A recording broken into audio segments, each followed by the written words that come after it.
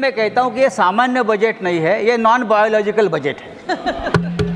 This is non, जैसे हमारे प्रधानमंत्री जी कहते कि मैं नॉन बायोलॉजिकल हूं, इस तरह से ये नॉन बायोलॉजिकल बजट है। कैसे बनाया, कहां से बनाया, किसके लिए बनाया, उसके लाभार्थी कौन है, क्या है, ये लोकसभा नतीजे से पीड़ित बजट है। ये पीड़ित बजट है। संजय जी देखोगे मेरी तरफ? हाँ, मैं आपसे बात कर रहा हूँ सर, और मैं आपसे ही डायलॉग करूंगा। बस यहाँ है कौन मेरा आपके सिवा है?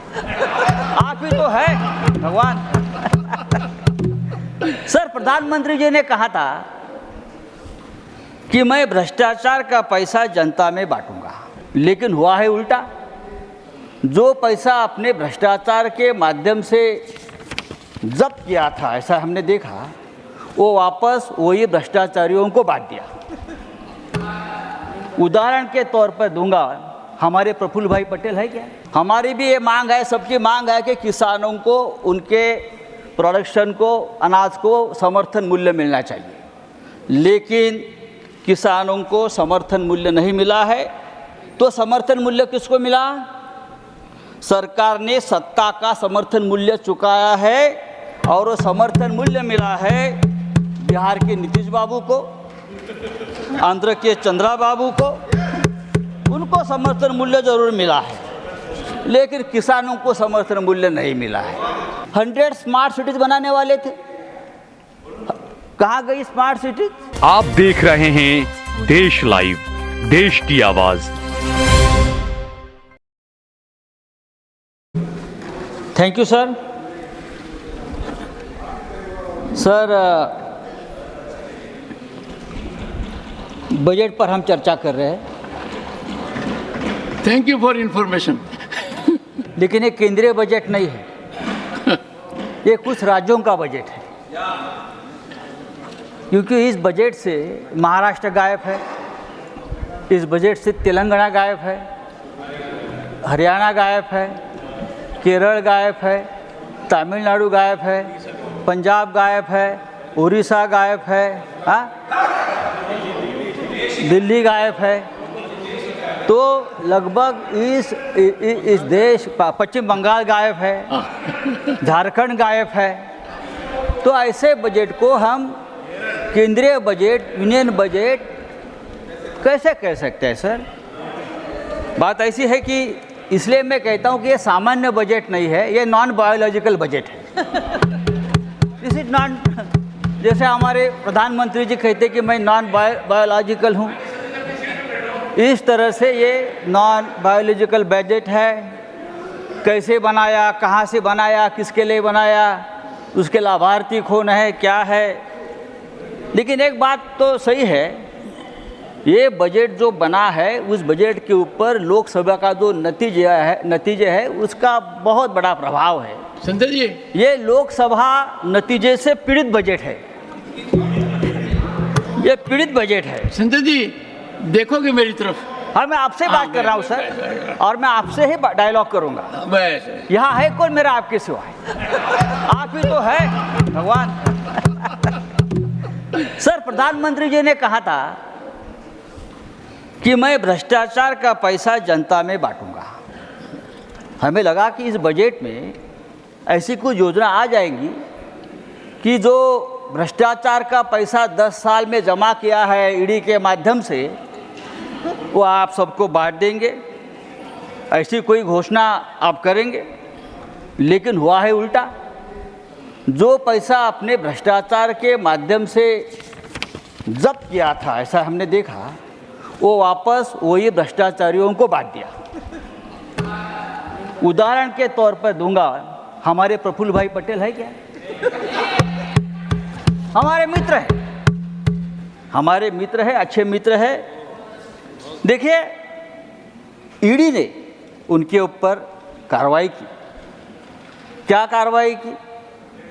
उनके ऊपर ये इल्जाम लगाया। संजय जी आपने कहा मेरी तरफ, मैं आपकी तरफ भी देख रहा हूं। आप उधर देख रहे हो। ईडी ने, भाई चेयरमैन सर, ईडी, सीबीआई हमारे सबके पीछे लगा दिया। उनके पीछे भी लगाया, बेचारे हमारे मित्र रहे, उनके ऊपर क्या आरोप था? दाऊद के एक साथी है इकबाल मिर्ची, मनी लॉन्ड्रिंग के माध्यम से प्रफुल्ल भाई ने उनकी प्रॉपर्टी खरीद ली।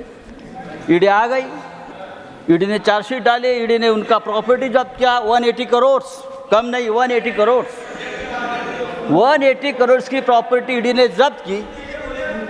और क्या हो गया, हमारे प्रफुल्ल भाई परेशान हो गए। ऐसे बहुत प्रफुल्ल भाई देश में है, यहाँ ही 10 है, परेशान हो गए। तो प्रफुल्ल जी ने क्या किया, यहाँ से वहाँ चले गए और 180 करोड़ की प्रॉपर्टी ईडी ने उनको वापस दे दी। एक अच्छी योजना है, सरकार ने शुरू की। यहाँ से वहाँ चले गए, दो चेयर, तो 180 करोड़ की प्रॉपर्टी ईडी ने तुरंत क्लियर कर दी और उनको दे दी। भाई हमको भी ईडी ने हमको अरेस्ट किया, हमारा कोई गुनाह नहीं था। हमारा जिस घर में मैं रहता हूँ वो जब्त कर लिया। बोला अरे हमारा घर तो दीजिए। एक सेकंड नहीं सर, संजय जी, एक सेकंड नहीं सर, अर्थव्यवस्था से जुड़ा प्रश्न है। एक second These are very serious charges, and I will appreciate that. Be firm on your facts. Fact है on record. Be firm on your facts. Go ahead. देखो सर, हमको भी जेल में डाला था ईडी ने, बात छोड़ दीजिए। तो मोदी जी के तीसरे कार्यकाल में सभी भ्रष्टाचार इस प्रकार से बेदाग हो रहे हैं। सर क्या है इस बजट में? इस बजट में ना किसानों के लिए कोई घोषणा है, ना बेरोजगारों के लिए कोई खास योजना है, ना युवाओं के लिए है। 50%, 50% किसान आज भी कर्ज में डूबे हैं और सबसे ज़्यादा आत्महत्या किसानों की हमारे महाराष्ट्र में हो रही है।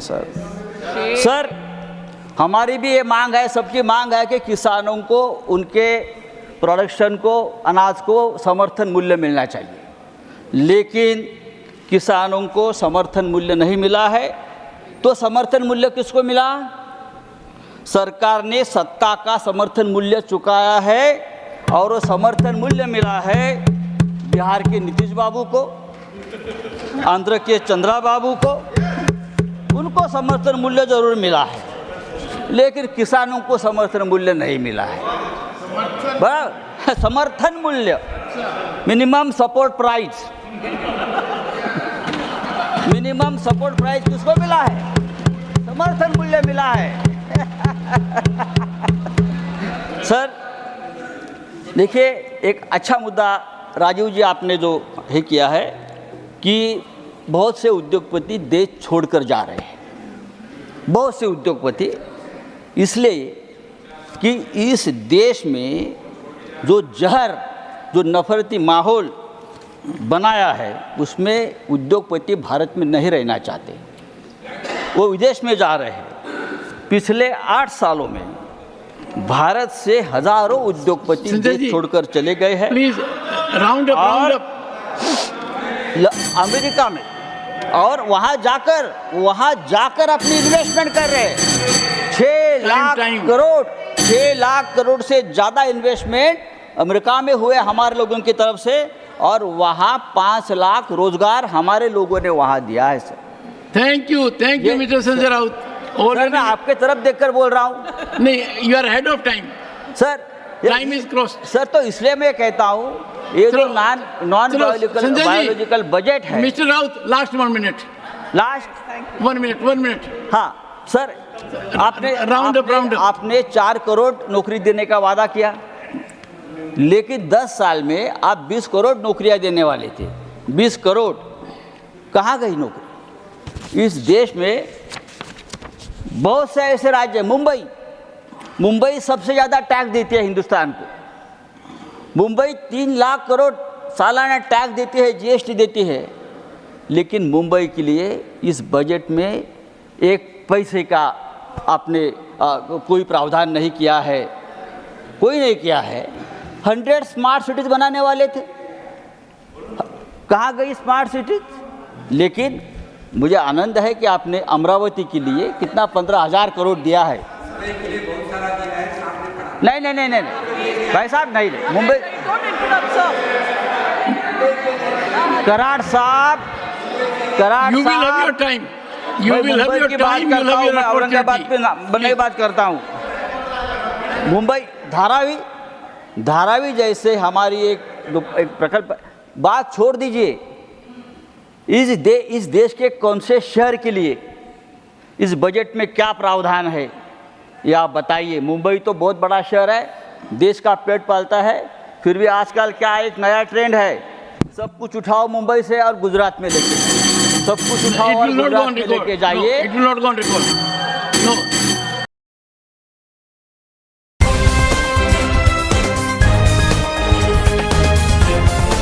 देश और दुनिया की तमाम छोटी और बड़ी खबरों के लिए हमारे चैनल को सब्सक्राइब करना न भूलें और बेल का बटन जरूर दबाएं।